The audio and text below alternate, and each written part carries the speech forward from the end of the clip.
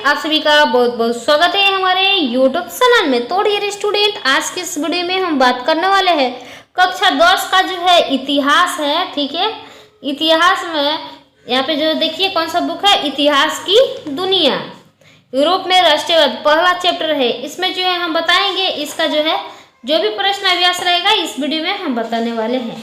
तो देखिए हमने यहाँ पे ऑब्जेक्टिव जो है और फिलअप करने वाला है, मिलान करने वाला है, हम जो है बता दिए हैं। वीडियो उसका जो है मिल जाएगा इसके डिस्क्रिप्शन में, उसका लिंक है, मिल जाएगा, वहाँ से आप देख सकते हैं। ठीक है, चलिए हम यहाँ पे जो है केवल अब शुरू करने वाले हैं। अति लघुत्तीय प्रश्न 20 शब्दों में क्या करना है, उत्तर देना है। ठीक है, यहाँ पे कह रहा है राष्ट्रवाद क्या है। ठीक है, चलिए हम यहाँ पे क्वेश्चन और जो है उत्तर एक ही में लिखे हैं, कॉपी में देखते हैं। चलिए यहाँ पे कह रहा है राष्ट्रवाद क्या है, तो इसका उत्तर लिखिएगा। राष्ट्रवाद राष्ट्र के प्रति प्रेम और लगाव की एक भावना है। यह ऐसी भावना है जो किसी विशेष, और यहाँ पे देखिए इसमें जो है भौगोलिक, सांस्कृतिक या सामाजिक क्षेत्र में रहने वाले लोगों में एकता की भावना जगती है। ठीक है, चलिए दूसरा है मेजनी कौन था। ठीक है, मेजनी कौन था, उत्तर में लिखिएगा। मेजनी इटली का साहित्यकार, गणतांत्रिक विचारों का एक समर्थन और युग सेनापति था। इटली के एकीकरण में मेजनी का योगदान था। ठीक है, महत्वपूर्ण योगदान था। उसमें आदर्शवादी गुण अधिक और व्यवहारिक गुण कम थे। मेजनी में क्या था, जो है आदर्शवादी गुण जो है अधिक था, लेकिन व्यवहारिक गुण जो है बहुत कम था। ठीक है, चलिए अगला जो है देख लेते हैं। तीसरा कर है जर्मनी के एकीकरण की बाधाएं क्या थी। जर्मनी के एकीकरण की बाधाएं क्या थी, वो जो है लिखना है। जर्मनी के एकीकरण के निम्नलिखित बाधाएं थी। पहला, जर्मनी का लगाव 300 छोटे बड़े राज्यों में खंडित होना। दूसरा, जर्मनी में धार्मिक, राजनीतिक तथा सामाजिक विषमताएं होना। दूसरा लिखिएगा। तीसरा, लोगों में राष्ट्रवाद की भावना का अभाव होना। चौथा यहाँ पे लिखिएगा शक्तिशाली राज्य प्रथा द्वारा अन्य राज्यों पर प्रभाव बनाए रखना। ठीक है, चलिए अब यहाँ पे जो है चौथा देखते हैं। मेटरनिख युग क्या है, इसका उत्तर लिखिएगा। 1815 ईस्वी से 1848 ईस्वी के बीच की समय को यूरोप में मेटरनिख युग कहा जाता है, क्योंकि 1815 ईस्वी में ऑस्ट्रिया के चांसलर मेटरनिख का वियना कांग्रेस यानी सम्मेलन का नेतृत्व करने के साथ मेटरनिख युग का शुरुआत हुआ और 1848 ईस्वी की फ्रांसीसी के बाद मेटरनिख का जो है अंत हो गया। ठीक है, चलिए यहाँ पे जो है लघु उत्तरीय प्रश्न दिया है, लगभग 60 शब्दों में आपको जो है उत्तर देना है। चलिए क्वेश्चन क्या कर रहा है, 1848 के फ्रांसीसी क्रांति के कारण क्या थे। ठीक है, इसका उत्तर लिखिएगा। 1840 ईस्वी में गीजो की फ्रांस का प्रधानमंत्री नियुक्त किया गया था। इसके शासनकाल में कोई भी सुधारात्मक कार्य नहीं हुआ, जिससे देश में भूखमरी एवं बेरोजगारी बढ़ गया था। ठीक है, सरकार के इन नीतियों के खिलाफ लोग प्रदर्शन करने लगे और जुलूस निकालने लगे, जो 1848 ईस्वी की फ्रांसीसी क्रांति का होने का कारण था। ठीक है, चलिए अब जो है दूसरा में प्रश्न देख लेते हैं। इटली जर्मनी के एकीकरण में ऑस्ट्रिया की भूमिका क्या थी। ठीक है, उत्तर में लिखिएगा। इटली जर्मनी के एकीकरण में ऑस्ट्रिया बहुत बड़ा बाधक था। 1830 ईस्वी के क्रांति के बाद इटली में आंदोलन होना प्रारंभ हो गया था, लेकिन ऑस्ट्रिया का चांसलर मेटरनिख युग आंदोलन को दबा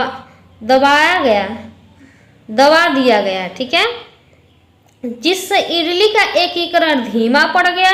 इस प्रकार जर्मनी में भी मेटरनिख द्वारा राष्ट्रीय आंदोलन को दबाया जा रहा था। ठीक है, चलिए अब जो है तीसरा देख लेते हैं। ठीक है, तीसरा क्या कर रहा है, यूरोप में राष्ट्रवाद को फैलाने के नेपोलियन बोनापार्ट किस तरह सहायक हुआ। ठीक है, चलिए यहाँ पे देख लेते हैं। यूरोप में राष्ट्रवाद की भावना के विकास में नेपोलियन बोनापार्ट का महत्वपूर्ण योगदान था। नेपोलियन बोनापार्ट के जर्मन प्रदेशों को जीतकर राइन राज्य संघ का निर्माण किया था और इस संघ में शामिल लोगों द्वारा जगह जगह सभा और सम्मेलन को लगाकर लोगों में राष्ट्रवाद की भावना को जागने का काम किया गया, जिसके परिणाम स्वरूप जर्मनी के साथ साथ यूरोप के अन्य क्षेत्रों में राष्ट्रवाद की भावना धीरे धीरे फैलने लगा था। ठीक है, चलिए इसमें देख लेते हैं। चौथा कर है गैरीवाल्डी के कार्यों की चर्चा करें। गैरीवाल्डी के कार्यों की चर्चा करें। इटली के एकीकरण में गैरीवाल्डी का महत्वपूर्ण योगदान था। यह पेशे से एक नाविक थे। गैरीवाल्डी जो है पेशे से क्या थे, नाविक थे।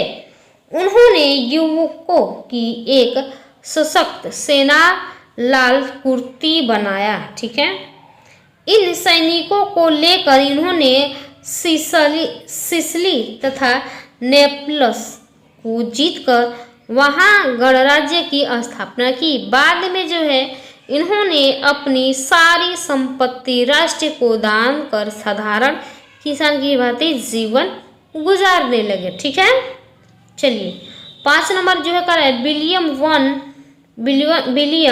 वन के बगैर जर्मनी का एकीकरण बिस्मार्क के लिए असंभव कैसे था। ठीक है, उत्तर में लिखिएगा विलियम वन ने जर्मनी के एकीकरण के उद्देश्य से, ठीक है, बिस्मार्क को अपना चांसलर चुना था। जर्मनी के एकीकरण के लिए उन्होंने अनेक युद्ध किए और जर्मनी के एकीकरण में अपना महान योगदान दिया। यदि विलियम वन बिस्मार्क को चांसलर नहीं बनाया होता तो विलियम वन के बगैर बिस्मार्क के लिए जर्मनी का एकीकरण करना असंभव था। ठीक है, चलिए हम अब सीधा चलते हैं दीर्घ उत्तरीय प्रश्न की तरफ। ठीक है, दीर्घ उत्तरीय प्रश्न जो है आपको 150 शब्दों में देना है। ठीक है, और लगभग इसमें जो है 5 ठो प्रश्न है। ठीक है, यहाँ पे देख सकते हैं 5 ठो प्रश्न है, उसे हम हल कर लेते हैं। सॉरी, यहाँ पे जो है इसका उत्तर बता देते हैं। इसमें कह रहा है इटली के एकीकरण में मेजनी काबुल और गैरीवाल्डी के योगदान को बतावें। ठीक है, तो देखिए यहाँ पे जो है आप स्क्रीनशॉट भी ले सकते हैं। ठीक है, स्क्रीनशॉट ले सकते हैं। चलिए यहाँ पे जो है स्क्रीनशॉट ले लीजिएगा। चलिए यहाँ पे जो दूसरा है वो भी स्क्रीनशॉट ले सकते हैं, क्योंकि वीडियो जो है बहुत ज़्यादा लंबा हो जाएगा। ठीक है,